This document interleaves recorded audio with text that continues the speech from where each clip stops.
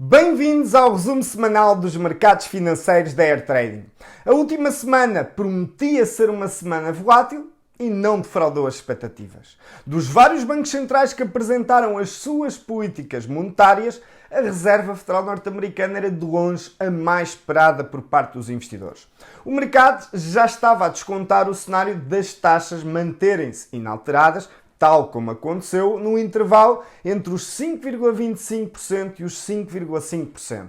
Contudo, aquilo que marcou a atenção dos investidores foi o diagrama de pontos, ou dot plot, que é onde cada um dos membros do Comitê da Reserva Federal Norte-Americana define aquilo que são as suas projeções individuais para as taxas de juros no futuro.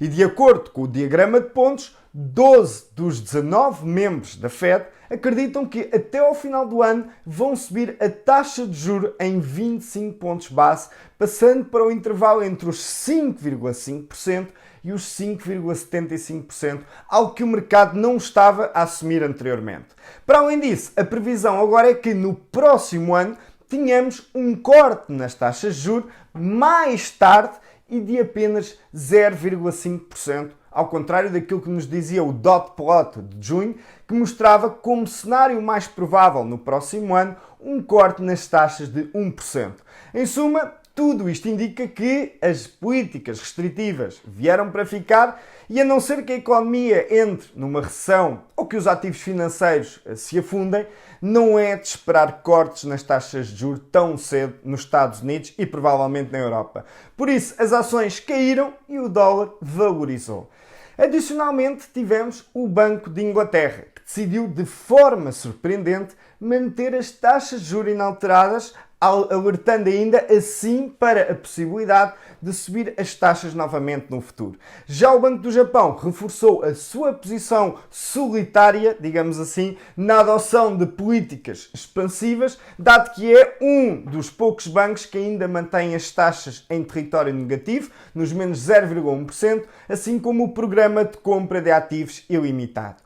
Esta semana será mais calma em termos macroeconómicos, contudo, face aos níveis técnicos em que nos encontramos, é provável que haja bastante volume de transações estes dias. Mesmo assim, iremos conhecer o dado do PIB nos Estados Unidos da América na quinta-feira e na sexta-feira, a terminar a semana, será publicada a inflação na zona euro. E com base em todos estes dados, vamos agora ver como reagiram os principais ativos até o fecho do mercado na sexta-feira.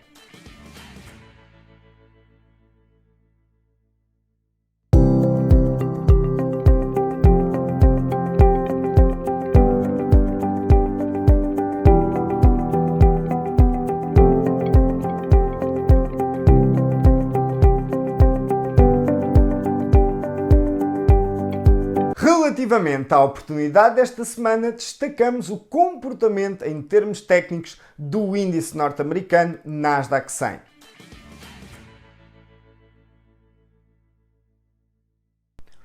Observando o gráfico em velas diárias do índice norte-americano Nasdaq 100, é possível observarmos que desde o início deste ano este foi um dos índices com melhor performance nos mercados mundiais, tendo atingido o seu pico em julho, quando se aproximou dos 16 mil pontos e na altura dava uma rentabilidade desde o início do ano de praticamente 50%. Contudo, ao longo dos últimos 3 meses, esta tendência ascendente, que é aqui claramente identificada, tem estado a perder algum fulgor. Fulgor esse que tem funcionado como alerta de uma formação gráfica de inversão de tendência, que é o chamado ombro, cabeça, ombro, que basicamente significa que esta tendência ascendente pode ter os dias contados e que a qualquer momento poderíamos dar início a uma inversão de tendência. Então, dado esta possibilidade e este cenário que temos para o médio prazo, então aquilo que nós procuramos fazer foi encontrar uma região interessante para vendermos. Sendo que as regiões mais interessantes de pressão vendedora são identificadas através de linhas horizontais, primeiro desde os mínimos feitos aqui em dezembro de 2021, região esta que funcionou como suporte e que agora mais tarde se converteu como zona de resistência,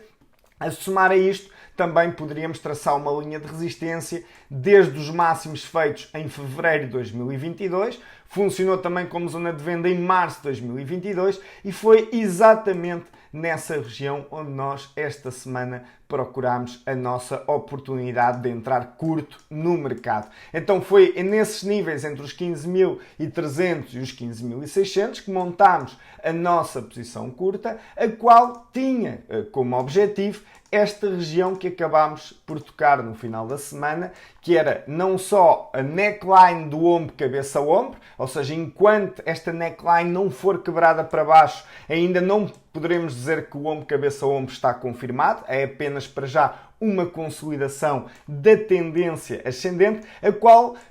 continua a resistir, continua a aguentar-se, porque enquanto esta linha de tendência não for quebrada, não poderemos dizer que a tendência inverteu. Por isso, era esta uma região muito importante de pressão compradora e por isso também era a nossa região definida como zona de objetivo, a qual nos permitiu beneficiar em mais uma semana num trade de quase 5%. Caso pretenda conhecer os nossos serviços e perceber de que forma se pode tornar num investidor com ganhos consistentes e sustentáveis, entre em contacto connosco através do nosso WhatsApp ou telefone, ou se preferir, através do nosso e-mail. Desejo-lhe uma boa semana de trading e até para a semana.